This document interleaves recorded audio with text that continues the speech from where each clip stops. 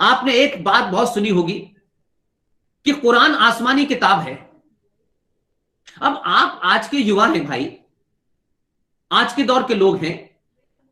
जब रामायण पे डिबेट हो सकती है, सीता जी पे डिबेट हो सकती है, राम पे डिबेट हो सकती है, उनके चरित्र पे डिबेट हो सकती है, उनके किए हुए कामों पर डिबेट हो सकती है, तो क्या आज का आधुनिक भारत कभी किसी डिबेट में पूछता है भैया आसमानी किताब कहां छपी थी, उस किस कॉरियर कंपनी से नीचे आई थी? लेकिन हम कुछ चीजों को कुछ लोग आपको डिबेट नहीं करने देंगे। वो कहेंगे कि अगर आपने इस पर डिबेट की तो हम आपका गर्दन काट देंगे। आप एक ऐसे समाज में रह रहे हो जिस समाज में 30 से 35 करोड़ लोग किसी भी बात के ऊपर डिबेट ना करें, किसी भी बात के ऊपर चर्चा ना करें, और हर बात में हत्या करने, मारने, पीटने की बात करने लगे, तो फिर एक सभ्य समाज, एक आदर्श समाज, और खासतौर से वो समाज जो हजारों साल से हर छोटी छोटी बात के ऊपर शास्त्रार्थ करता था, डिबेट करता था।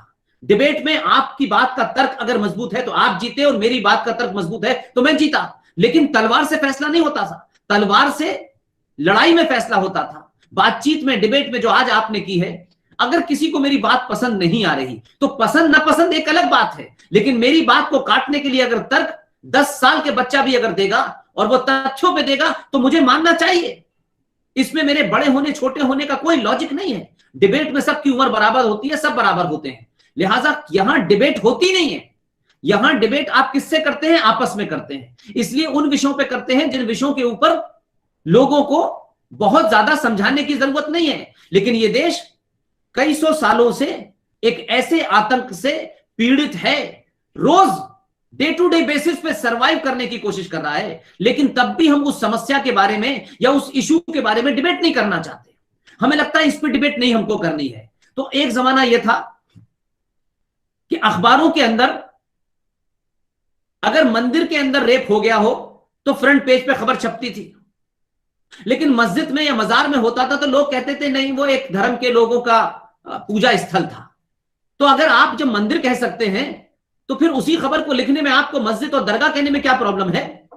लेकिन ये एक शुरू से नैरेटिव बनाया गया, और उस नैरेटिव के चलते ये होने लगा कि आज भारत में ये कुरानिक सिविलाइजेशन, ये कुरानिक टेररिज्म पूरी दुनिया को निगल रहा है, और हम इस पर चिंता नहीं करते। हमारे यहां पर्यावरण पे चिंता होगी, पॉल्यूशन पे चिंता होगी, सब बातों पे चिंता होगी, लेकिन इस बात पे चिंता नहीं होगी कि ये जो पॉल्यूशन है, चाहे वो एयर पॉल्यूशन हो, चाहे वाटर पॉल्यूशन हो, लेकिन इस पे तो हम चिंता करके कभी कभी ऐसा लगता है कि हम अपनी बौद्धिक तथाकथित जिम्मेदारी पूरा करके खाना पूरी करना चाहते हैं।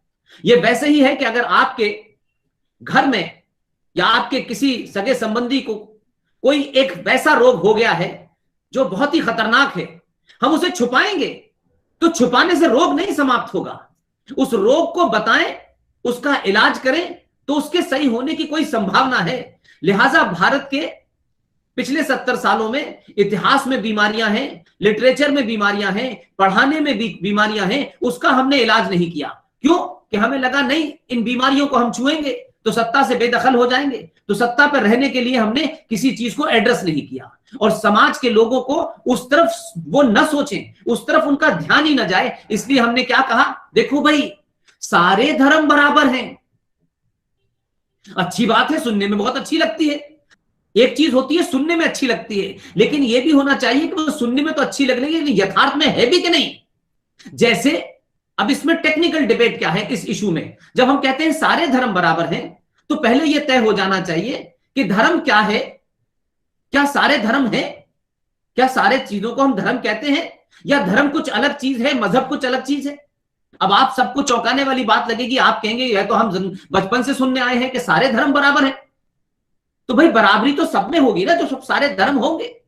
इसलिए मैंने कहा कि रिलीजन का हिंदी में अर्थ धर्म नहीं होता, लेकिन हमारे राजनेताओं ने सत्ता पे बैठने के लिए अलग अलग ऐसे झूठे नारे गढ़े, और समाज ने और अध्यापकों ने और कॉलेज में, स्कूलों में लोगों ने पॉलिटिकली करेक्ट होने के लिए, अपने आप को समाज में ठीक दिखने के लिए, सबकी बात को और सबकी निगाहों में अच्छा बना रखने के लिए ये झूठे नैरेटिव युवा पीढ़ी के सामने डाल दिए, और वो युवा पीढ़ी को बताया नहीं कि हम कहने क्या जा रहे हैं, कह क्या रहे हैं, कर क्या रहे हैं।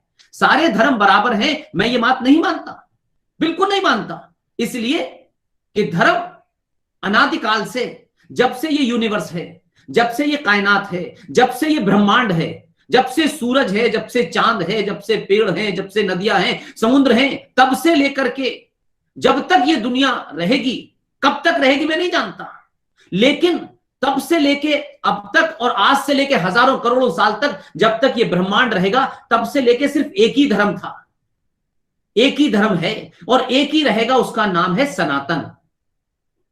सनातन कोई मंत्र, कोई पूजा, कोई घंटा नहीं है। सनातन शुद्ध विज्ञान है, ज्ञान है, साइंस है। और मजहब, कोई भी जितने मजहब हैं उनकी कोई किताब होती है, उस किताब को कोई लिखने वाला होता है, उस रिलीजन का कहीं ना कोई डेट है कि फला डेट से ये रिलीजन शुरू हुआ। क्रिश्चियनिटी 2000 साल पहले हुई, 1400 साल पहले इस्लाम आया, इस्लाम का कोई पैगंबर है। तो जो मजहब होते हैं वो पैदा होते रहते हैं और समय समय के बाद इररिलेवेंट होकर खत्म हो जाते हैं। ईरान में जो मजहब था वो समाप्त हो गया, वहां अब कुछ और है। अकबर ने भी एक मजहब चलाया था, दीन इलाही, समाप्त हो गया। इस्लाम 1400 साल पहले आया, क्रिश्चियनिटी पहले आई, लेकिन कोई बता सकता है कि सनातन कब पैदा हुआ? सनातन की कोई डेट है? सनातन का कोई पैगंबर है? कोई नहीं है।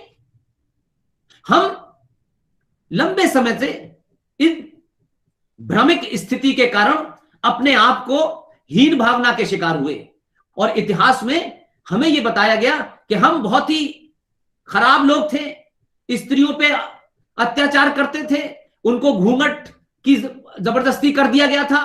तो इन तमाम चीजों को जो समय समय पे बदलाव होते गए, समय समय पे जो लड़ाइयां होती गई, उस दौर की चीजों को हमने हिंदू सनातन से जोड़ दिया। तो ये सती प्रथा, ये घूंघट की प्रथा, ये इसका हिंदू सनातन से कोई लेना देना नहीं है। अब इसको किसी ने सही डिस्क्राइब नहीं किया। यही मैंने कहा कि इतिहासकारों ने, सत्ता के चाटुकार लोगों ने इस तरीके का इतिहास लिखा कि जो कुरानिक सिविलाइजेशन थी, जो इस्लामिक आतंकवाद था, जो इस्लाम जिहाद था, जिस इस्लाम ने पूरी दुनिया में मार काट मचाई, उसको किस तरीके से बचाते हुए कैसे हम उनको महिमा मंडित करें।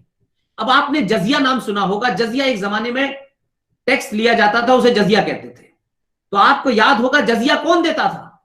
जजिया इस पूरे 700-800 साल के मुगल और लोदी पूरे वंश के दौर में जो गैर मुस्लिम होते थे, जो मुसलमान नहीं होते थे, उन्हें समाज में अपना काम करने के लिए, अपना बिजनेस करने के लिए टैक्स देना पड़ता था। और कहीं कहीं तो यह स्थिति हुई कि जब उनका कन्वर्जन किया जाने लगा तो बाकायदा राजा ने रोका कि इनका सबका कन्वर्जन कर दोगे तो फिर हम जजिया किससे लेंगे, राज किससे चलेगा।